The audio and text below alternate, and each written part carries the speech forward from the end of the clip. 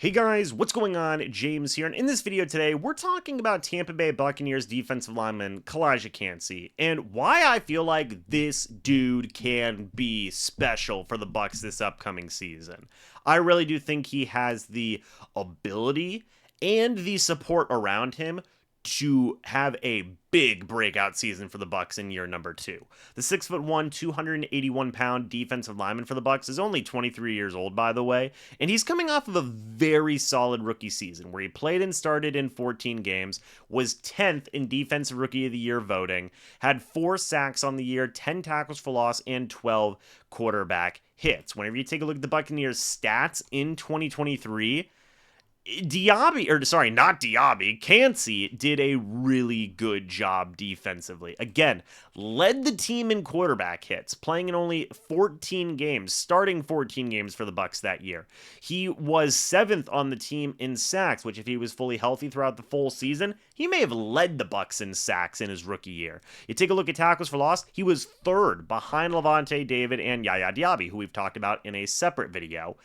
Kancey is that dog, and whenever you look at the entirety of the Bucs pass rush, I talked about Yaya Diaby possibly being a leading man for the Tampa Bay Buccaneers. Calijah Kancey is going to help the pass rush in so many different ways. And if Diaby and all the other pass rushers are able to find success, Kancey's a big part of that. Of course, he gets help from Vita Vea also, right? It doesn't hurt that the Bucs nose tackle is still absolutely fantastic. 5.5 sacks for him this past year, 9 quarterback hits, which was 2nd behind only Kancey. What a great combination between those two guys, by the way. And that's what I feel like another reason as to why Kancey can be elite, because not only is he good in his own right, he is the perfect partner next to him in Vita Vea, who he feeds off of, who he said this past offseason he wants to absorb so much information from regarding Vita Vea. And you can put Kancey inside, outside, along the defensive line, I am saying. Him and Vita Vea can switch roles, playing defensive end and defensive tackle, which would be just fun to watch. These two are going to wreak some havoc together, in my opinion, this upcoming season. And whenever you take that and combine the combination of the two with Kancey's overall ability and just freak athleticism, it's a recipe for success. And I know that the comparison that people have made is like, oh, Aaron Donald. I don't know if he's going to have Aaron Donald levels of success where he's getting like 20 sacks this upcoming season. But like, could you see 7? Could you see maybe 8? That wouldn't be surprising to me. 4 more sacks from this previous year, maybe throwing a couple more quarterback hits in there as well. Wouldn't be surprising, man. Maybe a couple more tackles for loss, maybe bump it up to 15, 16, something like that.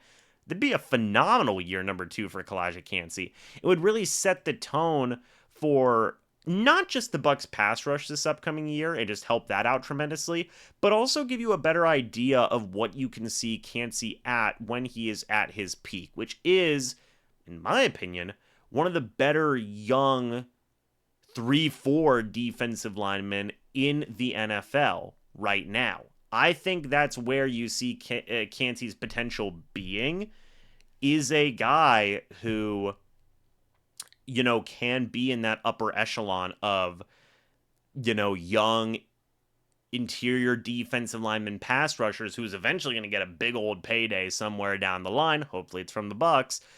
And that's just going into year number 2. Now, again, like maybe some people will be like, whoa, James, pump the brakes. What the heck are you talking about? But like, I loved the Calijah Kancey pick when it was made.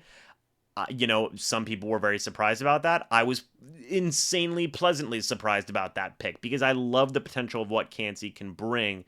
I love his ability as a pass rusher and just how he fits into this Bucs defense as a whole, how he fits into this Bucs pass rush as a whole. It's a very exciting time. And I think even if you had him in a 4-3, him playing like inside defensive tackle would be spicy as well and would be a whole heck of a lot of fun to watch. I think he's going to make a lot of noise. I think he's going to have a breakout year. Is he going to be elite? I don't know. Maybe. I mean, I really do expect a big leap in year number 2. Is that going to push him into the elite conversation? Probably not, but I think it starts to get that ball rolling, and that's exciting. So let me know your guys' thoughts and opinions about Calijah Kancey going to year number 2. I would love to hear it. Thank you guys so much for watching this video. I hope you guys all enjoyed. And as always, folks, I'll see you all in the next video or the next live stream. But until then, and as always, guys, goodbye for now, and go Bucs.